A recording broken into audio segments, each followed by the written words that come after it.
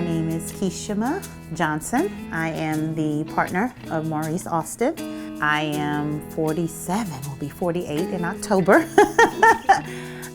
Maurice and I met at McAteer School of the Arts. He had graduated in August. He saw me walking across the courtyard. He noticed me, so I went and sit where I normally sat, and in walks him to speak to the teacher. And he walked to the back of the classroom and waited till the class was over, and I happened to look up and our eyes caught each other. So when I walked out to go to my next class, I'd have to walk by him. So I got up to walk out and he asked me, "Do you have any candy?" And I was like, "No, I don't have any candy." He said, "Well, then can I have your number?" And so I gave him my phone number. So yeah, that was his line. I was 15, he was 19. We didn't start dating then. It was maybe like 6 or 7 months after that. We started dating until I went off to Texas to go to college. 8 years later, I came here. I had 3 kids. Was back in school. We had a mutual friend, went to their house and was sitting on the couch, and he goes, "Hey, when the last time you talked to my boy?" And I was like, "Oh, it's been a long time." And he said, "You know, I saw him about 6 months ago and he asked me about you." And I was like, "What?" He was like, "Yeah." He was like, he told me he had been looking for you. And I'm like, "You have got to be kidding me." And so he said, if I can get in touch with him, would you mind if I call him? And I said, "Yeah, that's fine." The next day he called me, and that was in 2005. And we've been together ever since. His mom had to move. She had some health challenges, so she had to move to Georgia. Like within a week, I think, he wanted to live alone, but he couldn't. He just could not. I mean, he could do things for himself, but it was so hard for him, and it took so much effort that he really needed someone to be with him. So wrapped up things in Texas, just kind of take care of him. And then January came, I was doing school, and then this pandemic.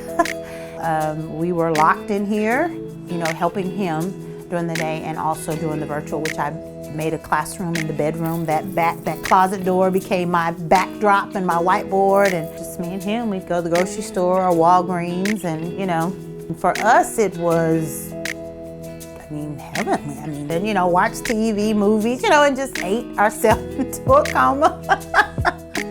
And just kind of watch the world go by, When he worked on the ships, he would take pictures and he would send them to me, of different scenes and things that he would see. Every morning, of course, he would open the window because of the view, but also because he can actually see the ships. And so, we would have those conversations about it. He really loved it.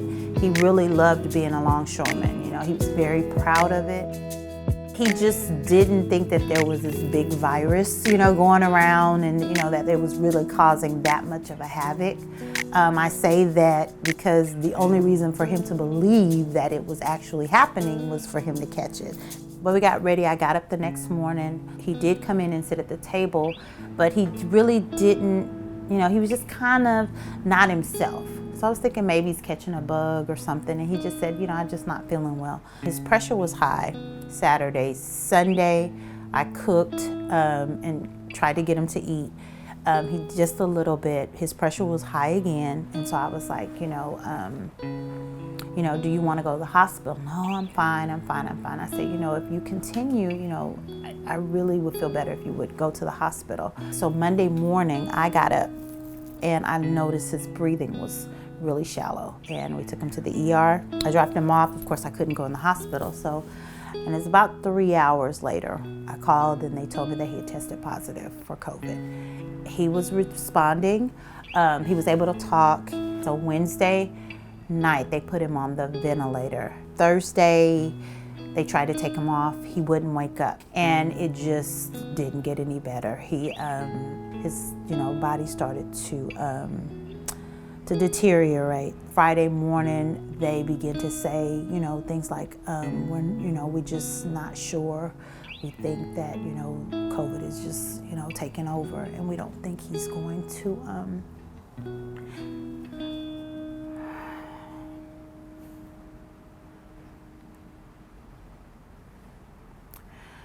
we don't think he's gonna make it.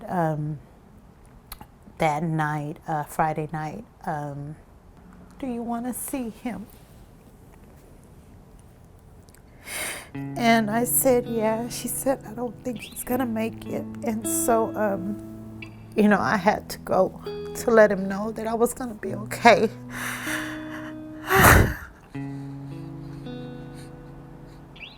I had a song that that was his song, and I played it on YouTube, and I just told them, things that, only I could tell him, and that were only for him, and thanked him for loving me, and that, I would be okay, that he could go. And then we found out that a management company was saying that 14 days after he passed, that we had to move out. One of the maintenance guys came and said that they were going to change the locks on the door if we didn't move out. And so I called them and I said, well, are you going to allow us to get our things out of there? And they said, no, if you don't move out, we're going to change the locks at 5 o'clock.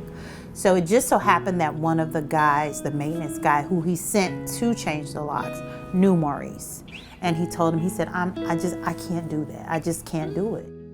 My stepson had a friend of a friend who knew about Open Door Legal, and he reached out to him and he gave him the number. And I think I called you the next day, called the office, or the day after, and spoke with someone, and then you guys called me back.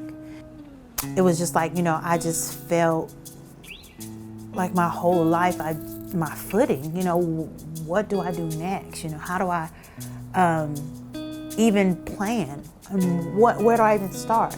And so for me, Open Door Legal was just the surety I needed in that situation for me to begin to start rebuilding and doing some things. It was like a plan or blueprint of what could happen. In each step, these are the options that we have. And so, I'll walk you through each one. I'll tell you, what your options are if you need this, you need that. If you need help financially, or, all of those things she gave to me. And then it was up to me, what options that I had.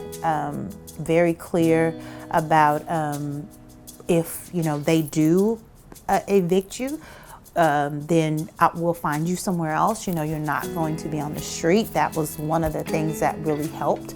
I was able to get my grandbaby a first birthday party, so those are the things that I was able to devote time to, which also helped me in healing. I actually wrote a book.